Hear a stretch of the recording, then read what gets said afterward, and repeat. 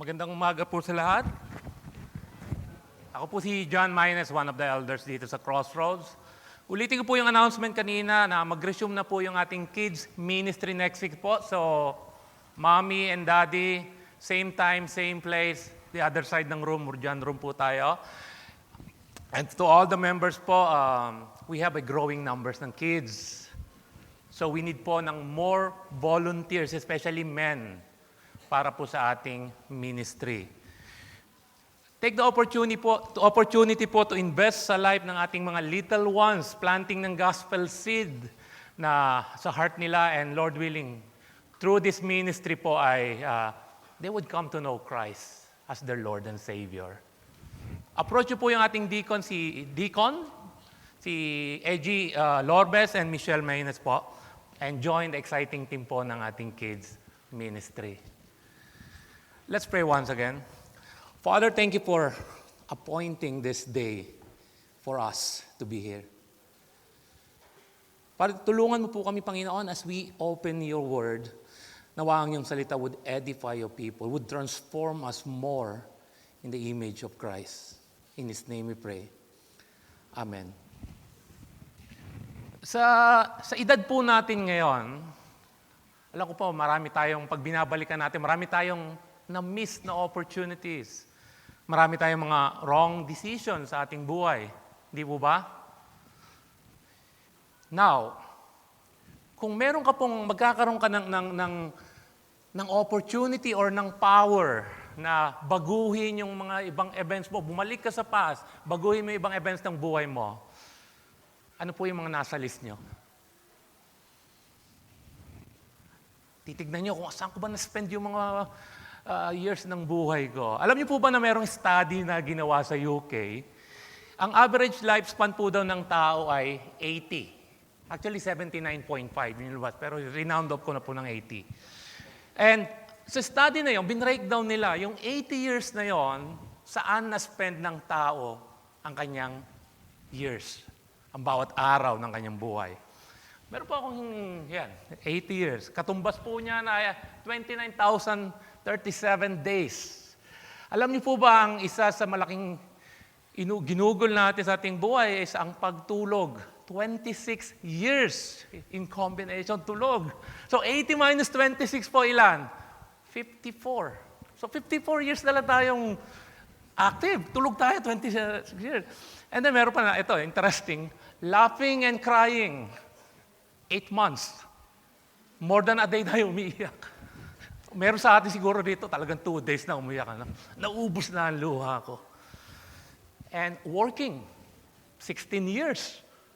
Combination po yun, 8 hours a day, 5 days a week. And meron pang overtime yon. Meron doon sa study, sabi ron, 4 years daw talking on the phone sa office. Wow. Imagine 4 years. Education, 15 years. So, try nyo po i-minus na yan sa 8 years nyo. Ito yung, dito naubos ang buhay natin. Social media. 3 years po ang inuubos natin just to post ng update sa atin. Feeling blessed. Tapos, kaya bagong relo, ano? Feeling blessed. 3 years yun, inuubos natin doon. Shopping. 8.5 years.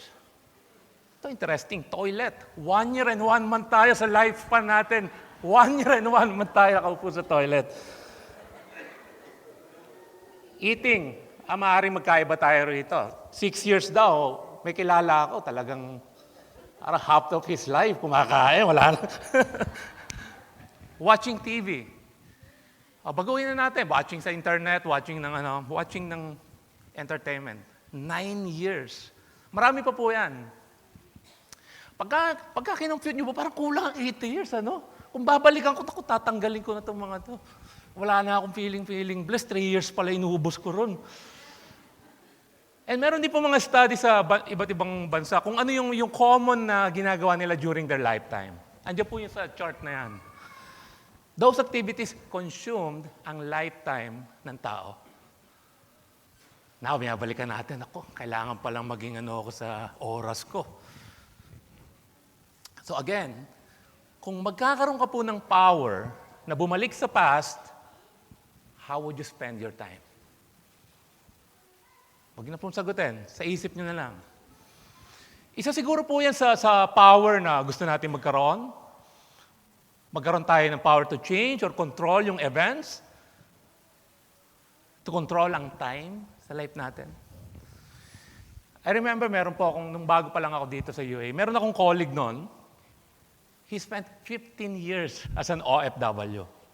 Away from his family, away from his kids, and then he was diagnosed with stage 4 cancer. And in few months, he died. Pero pinuntahan siya ng family niya dito, buhay pa siya sa hospital. And one of the regrets na nasabi niya, 15 months ko lang nakasama yung family ko. In 15 years. Eh po yan, 1 month, 1 year lived, ano pa, no? So 15 months nakasama niya yung family in 15 years.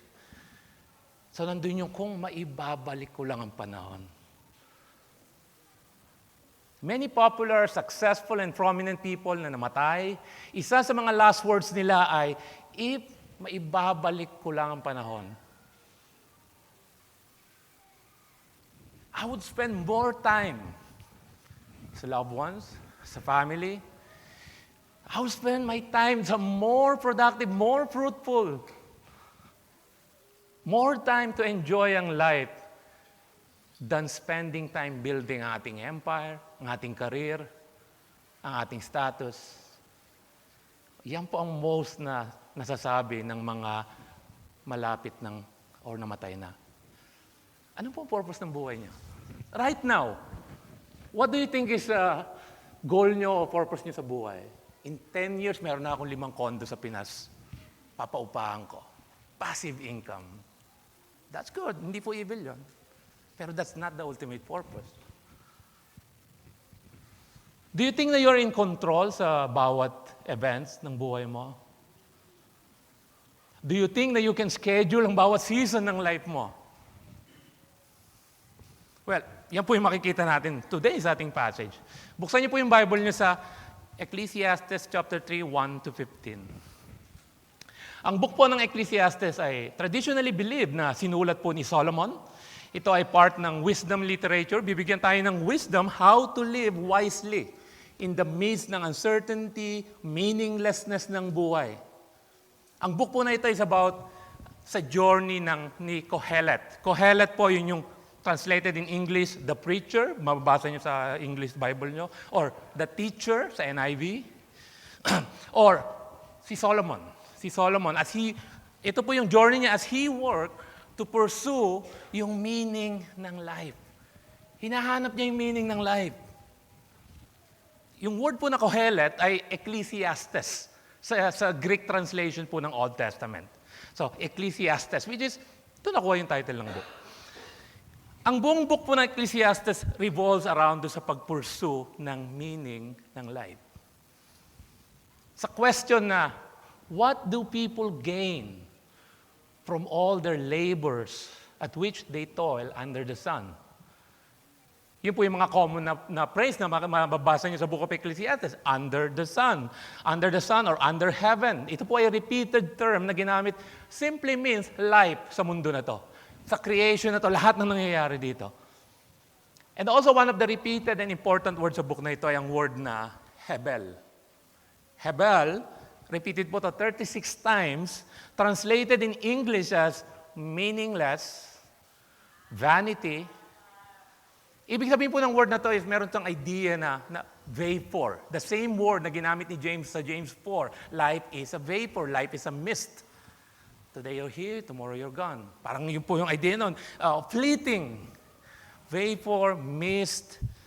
So ang journey ng preacher ay he tried to find meaning sa life. Sinubukan niya sa business, sa trabaho, wisdom, indulgence, pleasure. Lahat po, tinry niya. Isa ang naging conclusion niya. Hebel. Meaningless. Vanity. So, isa po sa ginamit na parallel expression po, para makapture natin yung idea. Isa sa ginamit na parallel expression sa word na Hebel is striving after the wind or chasing after the wind, grasping the wind. Yun po yung parallel expression na ginamit sa nakaparallel sa Hebel.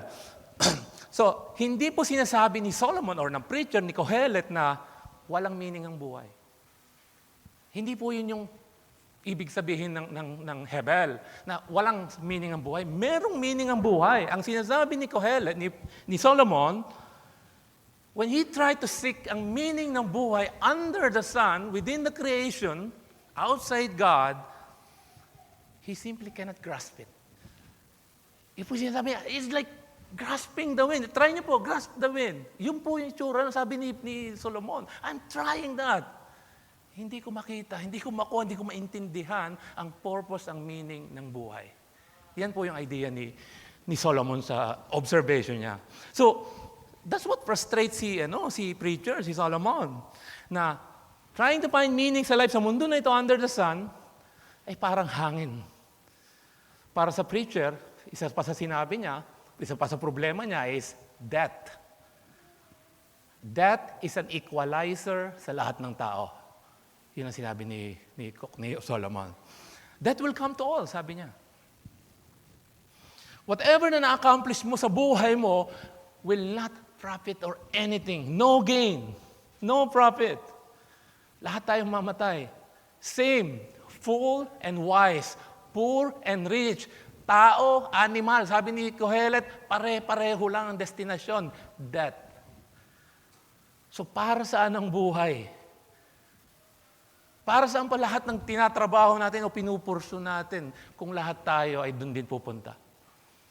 It's a wonderful book po ang Book of Ecclesiastes. Mahirap pong basahin, pero I encourage you, basahin niyo po with your family. Ito po ang reality ng buhay. Ask the question po sa sarili niyo. Para saan ang buhay? How do you answer that question? Tutulungan tayo ng ating passage to answer that. And as we know the truth sa buhay natin in the lens ng Scripture, we know how to respond and live ang ating buhay. Ang big idea po ng ating sermon, your life is divinely appointed for God's purpose. Live it for Him. Be joyful. Be thankful. Every moment is a gift from above. Dinibide ko po yung passage natin sa dalawang observation ni preacher, ni Solomon, ni Kohelet. Una po, verses 1 to 8, na-observe niya, life in the hands of God. Pangalawa pong observation niya, life in the eyes of God. 9 to 15. Tignan po natin yung unang observation ni Kohelet. Life in the hands of God. Look at verse 1. For everything there is a season and a time for every matter under heaven. Sabi po sa NASB, ang translation doon, there is an appointed time for everything. And there is a time for every matter under heaven. Clear po ang sinasabi ng verse 1. Tells us that everything. Wala pong exception. Everything. Lahat ng event or season sa buhay ng tao, sa creation na to, ay appointed ng Diyos. Ang second line ay specifically says na every activity ng tao ay in-appoint ng Diyos. Under heaven means lahat na nangyayari sa mundo na to, sa buong creation ay orchestrated by God. Nothing is outside of His control and nothing is outside His divine appointment. So sabi ni Solomon, every event and activity sa buhay ng tao ay appointed by God, not by you. Not by me, not by man. By God. Hindi tayo may control. That is clear. And he expound pa yan sa kanyang poem from verses 2 to 8. Ang verses 2 to 8 po ay ginamitan ng literary style na tinatawag na merism. Merism. Merism po is yung ginagamit yung two extreme opposites, yung coverage ng kanyang idea, ng kanyang point. So, halimbawa po, heaven and earth. Ibig sabihin nun, heaven and everything in between is included. Day and night. Sabi ro, meditate on the Word of God day and night. So, ibig sabihin, all the time. So, yun po yung merism. Ginagamit yung two opposite. Common po yan sa ating Bible, lalo sa Old Testament. So, look at verse 2. A time to be born and a time to die. Yung pong merism na yun, it covers ang beginning and end ng iyong existence. Birth and death encompass po yung entire cycle ng life. Ang point nito is, God appointed both event. Everything in between birth and death.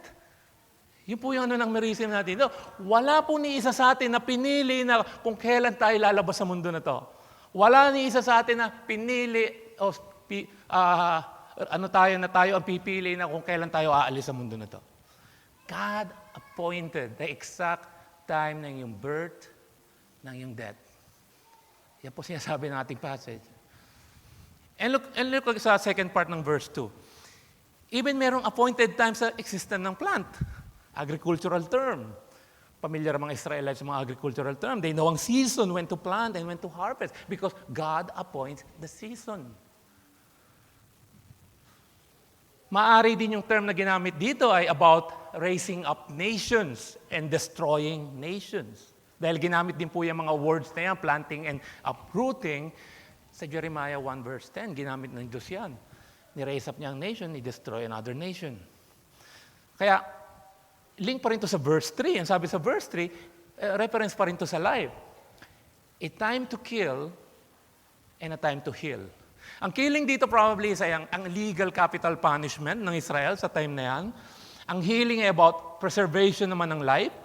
And then, second part ng verse 3, breakdown and build up. Again, associated po sa beginning and end. Hindi natin clear kung ano yung breakdown and build up. So, the point is, God is active and in control sa life and death, every season, event, and beginning to end, even sa small events ng ating buhay. Ang poem na ito ay description po or observation ni Kohelet, ng preacher. Hindi po ito prescription. Hindi ito checklist or instruction na we have to do. Parang, time to kill naman. Hindi po gano'n. Nahahanap tayo, time to kill. Meron time na, hindi po gano'n. Hindi to something to do. O time to destroy. Punta ako, gigiba. Hindi po yan. Kalokohan po pag gano'n ang interpretation natin. Ano? So, He's not giving us po ng something to do rito. He's giving us ng truth. Ang point ng preacher dito is, God is absolutely in control sa every event ng buhay mo. Ito ay about the sovereignty of God. Continue sa verse 4, a time to weep, a time to laugh, time to mourn, and a time to dance. Now, human emotion naman. Even sa human emotion ay appointed pa rin ng Diyos. Two contrasting emotions. Hindi mo pwedeng schedule sa buhay mo na next week, Tuesday, I will weep. Pero Wednesday, I will laugh. Happy mode ako Wednesday. Hindi po ganoon. Schedule ko sa Wednesday, tatawa lang ako, hindi ako iiyak, hindi ako malulungkot. Even sa ating human emotion expression ay appointed by God. That's a hard truth, ano? We always want to be in control. Mourning and dancing or celebration, joy, ay galing sa Diyos. Hindi mo may schedule to. Dadating sa iyo to by the appointed time of God. Verse 5. Ito po, isa sa mahirap interpret po. I try to ng interpretation ito. Casting stones and gathering stones ay may ibang nagsasabi na ito daw related sa sexual activity ng mag-asawa. Gathering stones ay to abstain from sex dahil wife is unclean. Casting stones ay pursuing sexual activity. It makes sense kasi yung susunod is embracing or refrain to embrace, parang about relationship. Pero hindi po ito clear. Second part po, merong time to embrace, time to refrain from embracing. It's about relationship, about affection towards others. About relationship. No relationship will last forever. A time to embrace, time to welcome, but a time to let go. So even sa ating affection, relationship, God appoints the time. Verse 6, a time to seek and a time to lose. Time to keep, time to cast away. Ito po ay about ating possession. Everything we have ay hindi permanent sa atin. Minsan po yung asawa ko pag may na-discover na anything, isang bagay na nasa storage room o sa study room ko, sasabihin niya, anong gagawin mo rito? Pamigay mo na to or tapon mo na. Ayoko naman. Ayoko. Sabi ko, magagamit ko din yan one day. Sabi niya, hindi mo nga alam na meron ka yan eh. Paano mo masasabing magagamit mo yan? Kung hindi ko nakita to, hindi mo alam na nag-e-exist to. So, time to let go. Yung mga possession natin, hindi po, So, even sa ating possession, there is a time na in-appoint ng Diyos. Time to keep and a time to cast away. And even yan, appointed ng Diyos. Verse 7, a time to tear and a time to sow. Ito ay about po sa mourning. Na, ito po ay cultural context ng Israel. Remember Jacob, nung sinabi sa kanya na patay na si Joseph. Anong ginawa niya? Nag-mourn siya. Sinira niya yung damit niya. So, yun po yun. Ito yung cultural context. And after that, tatahiin na ulit. Gagamitin ko na ulit ito sa susunod na pagluluksa. So, merong time ng pagluluksa, may time ng hindi pagluluksa. So, time to keep silence and a time to speak. Ito ay struggle ko to. So, parang si Job po and his friends. Remember po? Parang Job and friend. Time ng mourning po, merong time to speak and time to keep silence. May times na when someone is mourning or in deep sorrow po, the best thing to do is to keep silence. Just let the person knows you're there. Don't speak. Baka mapasama pa. Parang kaibigan ni Job. We should know when to speak and when not to speak. Book of Proverbs po, marami tayong wisdom na makukuha ron, knowing the proper time to speak and refrain from speaking. Yan po yung struggle ko. I always want to speak. I can't keep myself in silence. But I'm working on it po. Pag sa bahay po, yan lang ako nire-remind ni Michelle. Save your words. Verse 8, a time to love and a time to hate. A time for war and a time for peace. Love and hate po, it covers ang kabuuan ng human emotions. And God is sovereign po sa area na yan. War and peace and everything in between. Relationship ng tao, bawat bansa.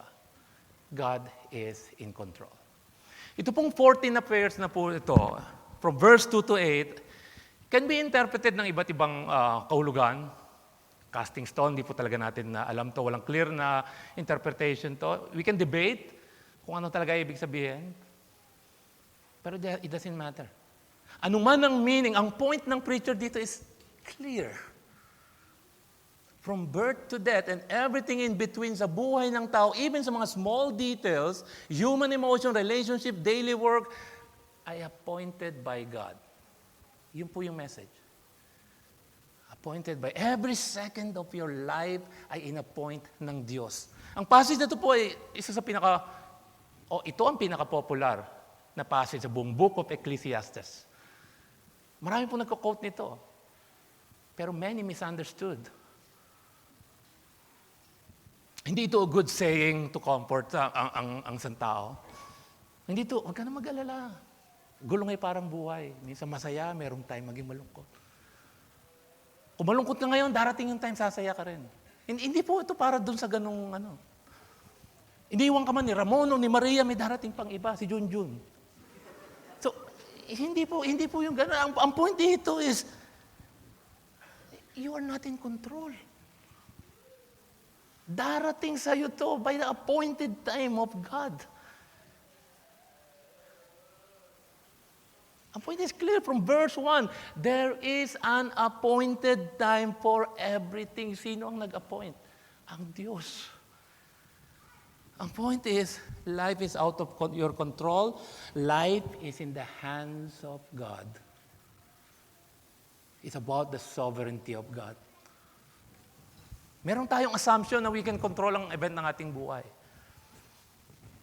Nung bata pa tayo, we thought na we have all the years ahead of us. Ang dami nating choices. Parang, ano ba gusto kong gawin? Ang dami ko pagpipilian. Gusto ko maging doktor, gusto ko maging pulis, o maging presidente na lang ako paglaki ko. Dami nating friends, ang daming family, ang daming events sa buhay natin. Akala natin, we have all the years sa buhay natin. Pero as you get older, ang bilis ng oras. Mga anak natin, mga babies na madalas nakukulitan tayo, pero nung lumaki na, namimiss na natin yung time with them.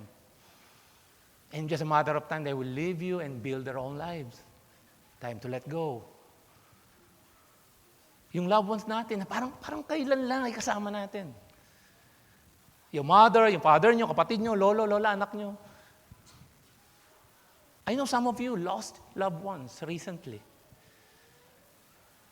You know yung feeling, you know yung pain. Parang kailan lang, pero now they're gone. And none of us plan yung event na yon. Dumating yon sa atin. That will come to all, sabi ng preacher. It's just a matter of time. Hindi ito according sa schedule mo. It will come to you unexpectedly. Time will keep on marching on. It will not wait for you. Magpapatuloy ang oras, mauubos ang oras, hindi ka hintayin nito. You cannot and do not control ang bawat season, event ng life mo. God is. That is the point. Kaya yan ang question ng Book of Ecclesiastes. Anong meaning ng life? That will come to all. Para saan pa ang lahat ng ginagawa natin? Yan po ang observation ng preacher who sees life outside God. Vanity. Meaningless. Hindi mo maintindihan. You can't grasp it. Parang ang buhay ay random events lang. You born, live, work, and die. And then next generation. Binanggit din yan sa Ecclesiastes. Pag namatay ka, makakalimutan ka in just few years. Sino nakakaalam ng pangalan ng lolo nyo? No one. Baka hindi niya, baka ilan lang sa inyo. Makakalimutan ka ng tao. Next generation is a cycle. It is frustrating, right? If ganito lang natin nakikita ang buhay. Pero ang truth is, God controls everything life. Meron tayong joy, merong hope.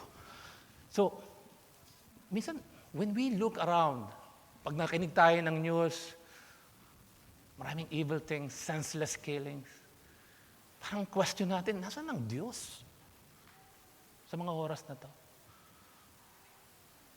God is ever present all the time. Sa time ng evil, sa time ng prosperity, time ng pain, sa time ng joy, sa time ng senseless killing, sa time ng unity, prosperity, peace, andun ang Diyos. That's the clear message. Now, if we look sa life, in light of God's sovereignty, it will help us. It will help you to fight ang worries. It will help you to fight ang anxiety.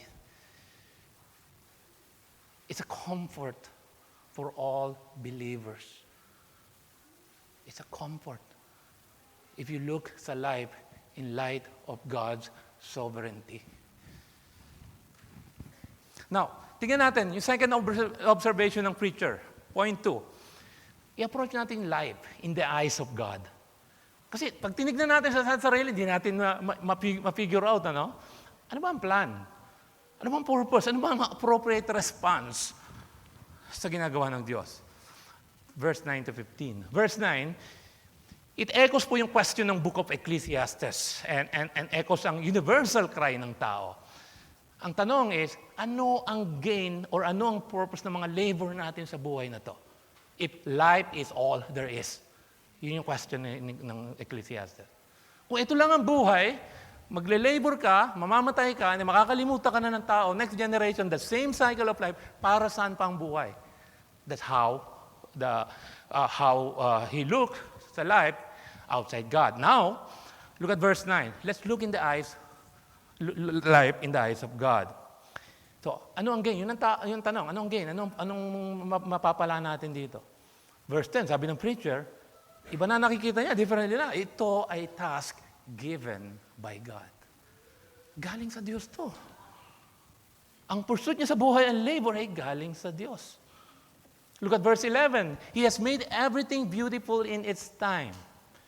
Ang word na beautiful po can be translated as appropriate or fitting.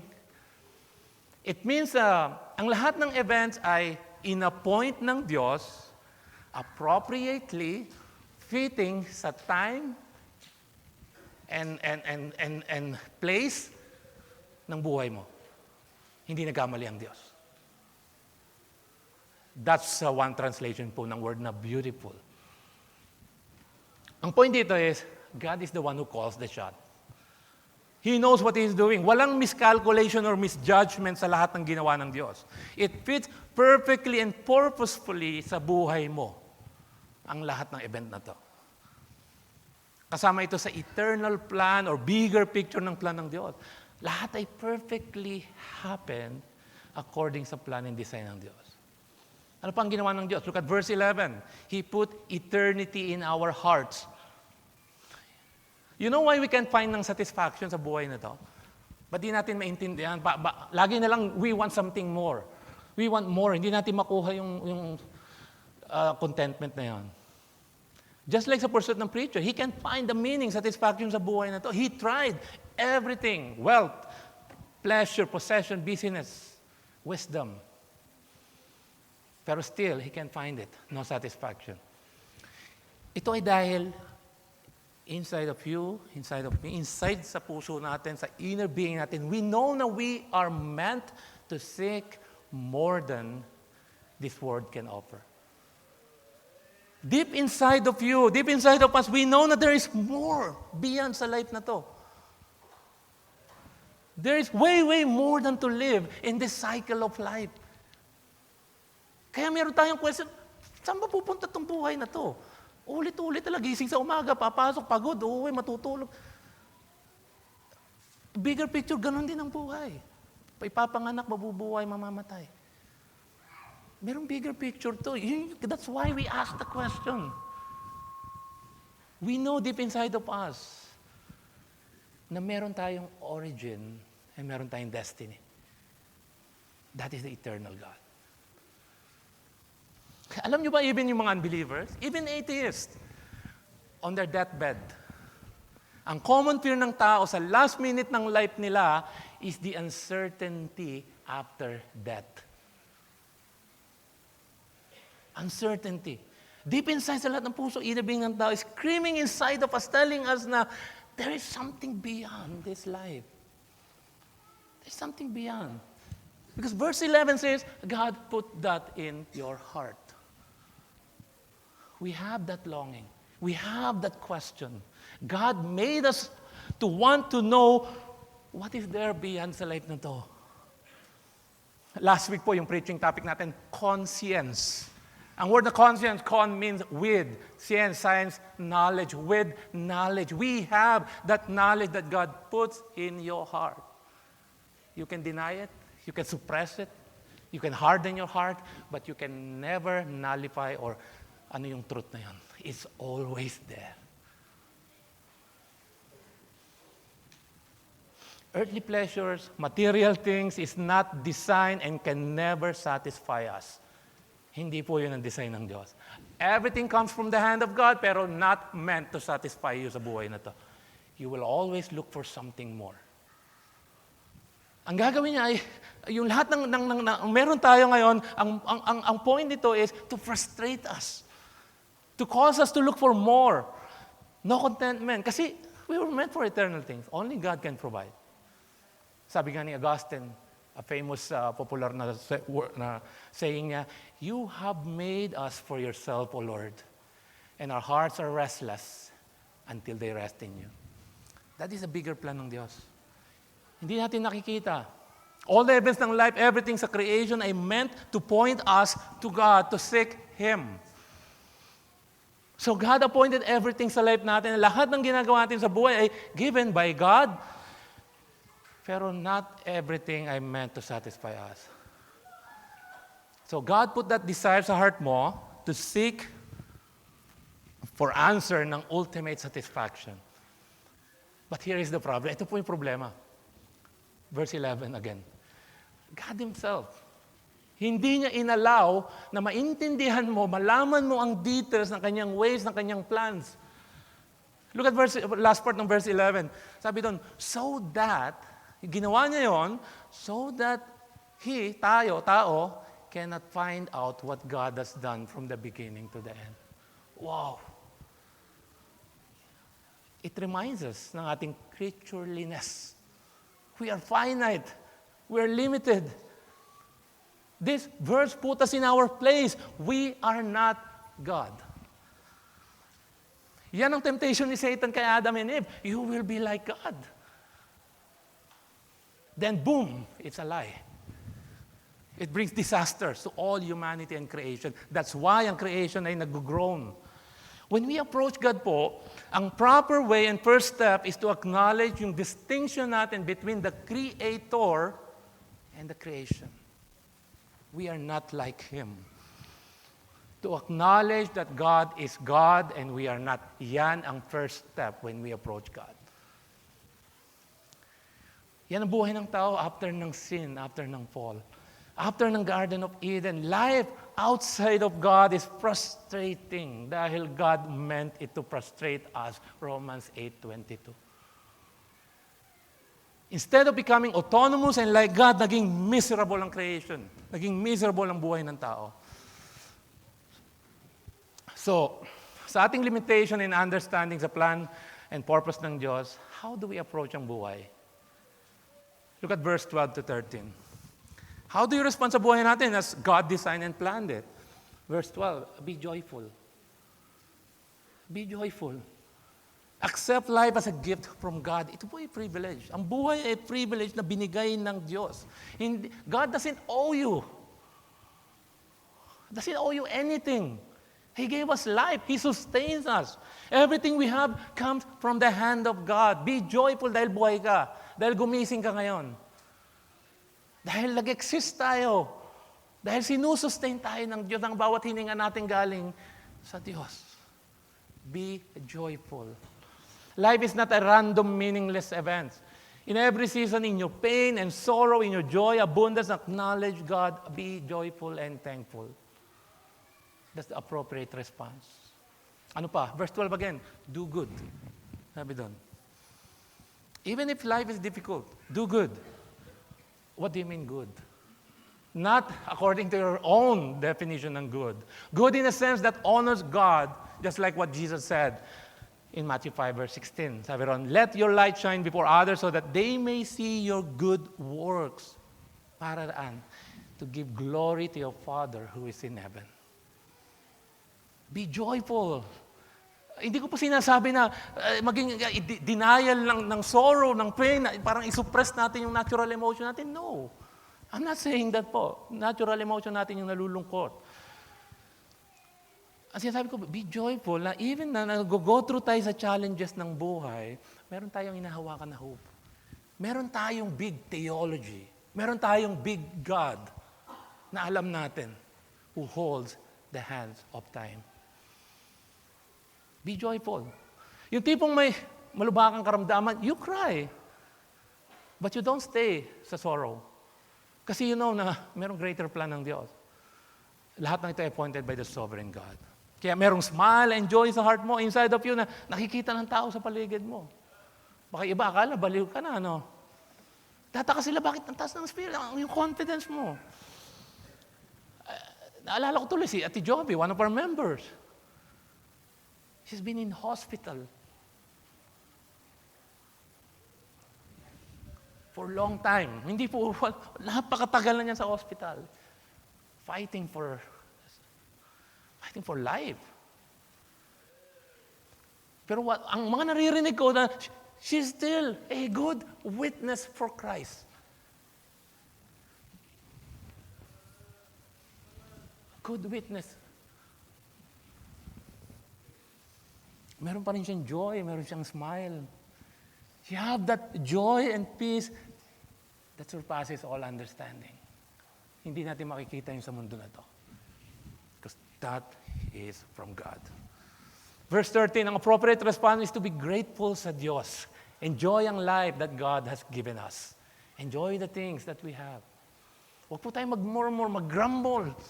Bakit ito lang? I deserve more. Hindi po, you don't deserve anything. Sa harapan ng Diyos, you deserve judgment. You deserve His wrath. By His mercy, by His grace, you are where you are. Sabi sa verse 13, eat and drink. Hindi po ito yung eat and drink, hindi po ito same ng eat and drink and be merry for tomorrow. For there is no tomorrow ni Apostle Paul. Hindi po yun yun. Hindi ito nihilism. Ang point dito is, Contentment. Contentment. Sa lahat ng binibigay ng Diyos. Sa fruit ng iyong labor, be content. That is what God allotted sa iyo. So everything I give from God. Huwag tayo tumingin sa iba. Kung anong meron ka, thank you, Lord.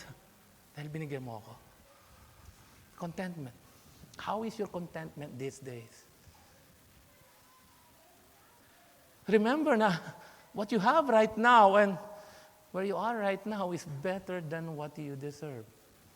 That will keep us on the ground. It will humble us. Remembering the gospel. Outside Christ, I deserve worst. That is for all of us. So, because we deserve nothing or any good things from God, naintindihan natin na everything is God's mercy. Be joyful, thankful in everything. This is what God has sovereignly appointed and designed sa bawat isa sa atin to be frustrated kapag tayo ay naghanap ng meaning, satisfaction sa mundo na to outside God. But if we look sa life in the lens or eyes ng Diyos, we can see na mayroong greater or bigger picture that we cannot understand fully. It points us to God. Hindi natin naintindihan, pero meron tayong idea, meron tayong big picture ng Diyos. It points us, it helps us to rely on Him, trust in Him, to be contented, be joyful and grateful. And verse 14 tells us na ang lahat ng work and plan ng Diyos ay permanent, unchangeable, perfect. Nothing can be added, nor anything taken from it. And ang purpose ng lahat ng ito is to look sa verse 14 again. Last part, ang word na so that ay importante po. It gives us the purpose. Ginawa ito ng Diyos. Ang kanyang lahat ng work ay permanent, perfect. So that you and me would fear the Lord. Would fear the Lord. Ano yung fear? Hindi to fear of terror, a fear of reverence. Awe, to be amazed, to acknowledge and see God for who He is. To submit to His lordship and authority. To obey His commands. To repent from sin and believe in Jesus Christ. That's how you fear the Lord. Living your life with conscious awareness ng kanyang existence and His character. His holiness. Yan po i-repeated sa book ng Ecclesiastes. Yan ang conclusion ng preacher sa book of Ecclesiastes. Sabi niya, after all has been heard, this is the chief duty of man. Fear Him and obey His commandments. Ecclesiastes 12:13-14. For everything ay dadali ng Panginoon into judgment, whether good or bad. Fear Him. So ang plan and perfect work ng Diyos ay meant to draw you to Himself. That is what God has done for us, mga kapatid kay Kristo. The Holy Spirit opens our eyes, gave us a new heart, and nakita natin ang greatest need natin kay Kristo. And our fear of the Lord grows in us because of the work of God. Verse 15 again tells us na life is a cycle, a repeated pattern, walang bago na nangyayari o mangyayari. God just continue to repeat yung kanyang plan. We cannot add, we cannot make it better. God has a purpose sa lahat ng ito. And He ensures lahat ay mangyayari in accordance with His plan and His will. Ano implications ng lahat ng ito? Anong gagawin ko ngayon dito? That should be the question. So what? God is absolutely sovereign sa every affair and events sa buong creation. From the biggest event ng life natin, birth, and sa last event ng life natin, death. Hanggang sa small details ng buhay natin, yung affection, yung emotion, God is sovereign. And also, ang frustrating cycle ng life meant to point us to God dahil God designed it. Na maglong tayo for eternal satisfaction. And God's plan and timing is perfect according sa kanyang bigger picture o bigger plan. Sa ating mga mata ay parang random ang bawat event ng buhay. Hindi natin nakikita yung good purpose. Anong good purpose sa cancer? Anong good purpose sa karamdaman ng asawa ko? Hindi natin makikita yun.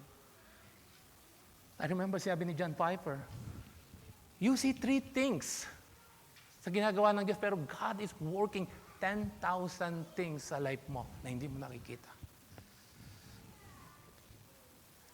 Recognize na we are limited, finite, dependent sa Diyos.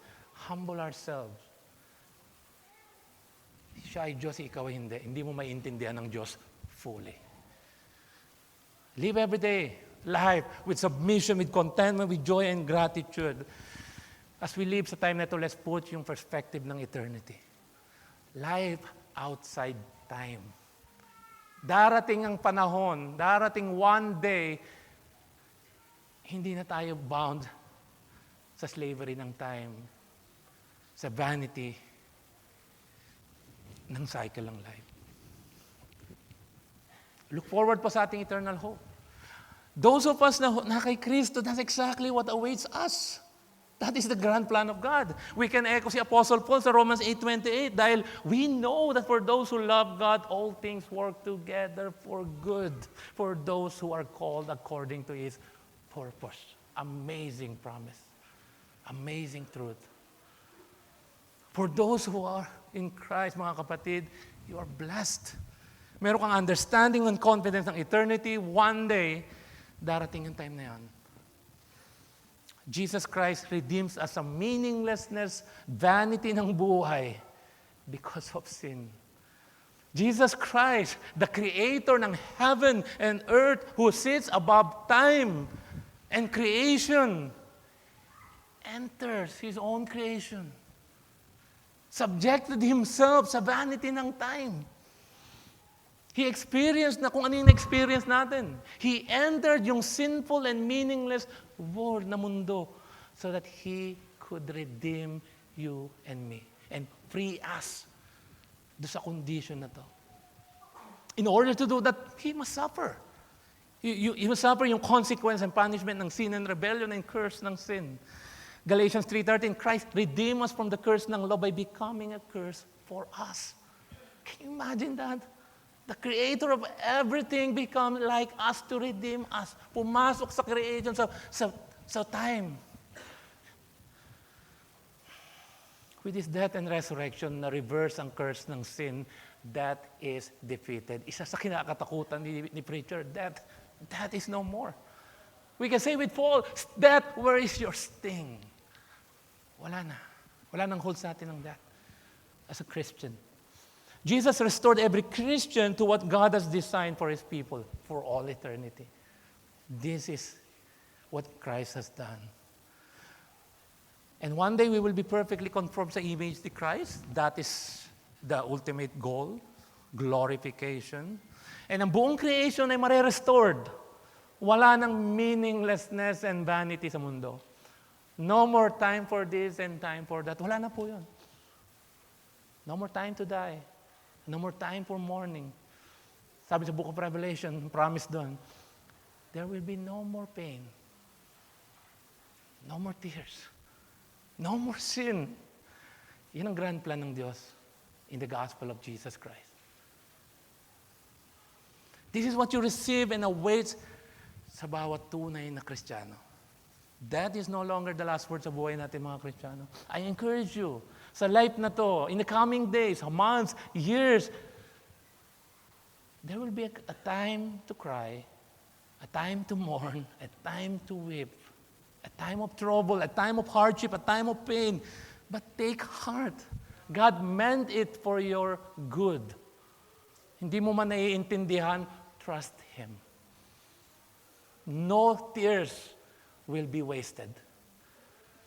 Nothing is outside the sovereign hands of God. Fear God in every season ng life mo. Be joyful with eternal hope. Be thankful for everything. Do good. Especially sa church, sa household of faith.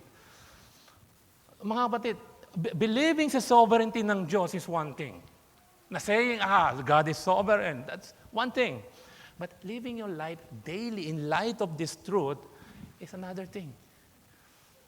If God ordains everything sa life mo for His purpose, ang response natin dito is to live our life in light of that. How? Intentionally work to advance the kingdom of Christ. Not our own kingdom, not our own interest. Serve God's people. Serve the church. Kaya sinabi ko, we need kids ministry volunteer, especially men. Serve God's people. Share the gospel. Give to the need ng church. Your time, finances, your skills, your talent. Lahat yan ay galing sa Diyos. Give for the sake of Christ. Bilang Kristiyano, gamitin natin ang oras natin wisely that honors Christ. Magkaroon tayo ng eternal perspective. Everything we do matters in eternity. No, na every event sa life natin ay designed by God.